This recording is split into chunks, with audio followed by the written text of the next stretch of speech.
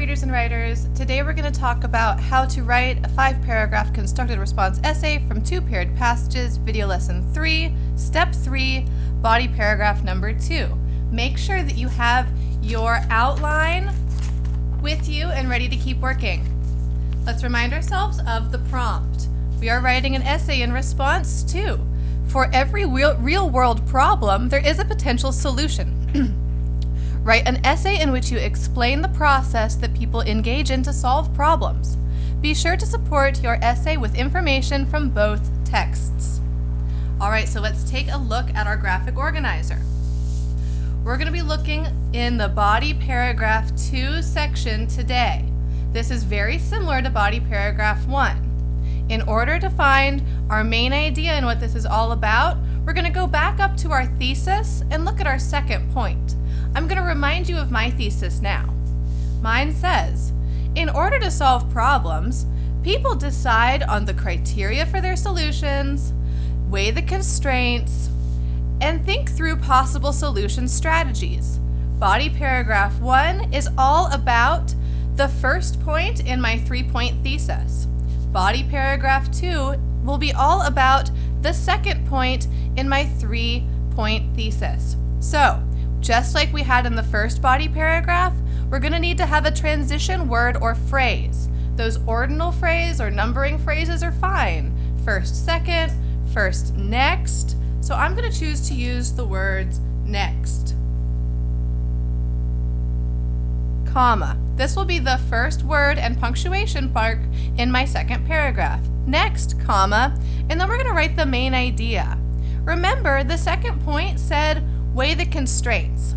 So my main idea could be something as simple as, in order to solve problems, people must weigh the constraints. Period.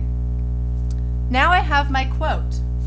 I went back to the text and I looked back through. You can do the same thing online.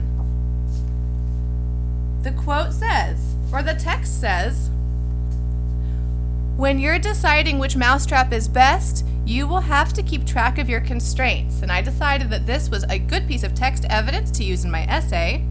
So then I wrote my quote.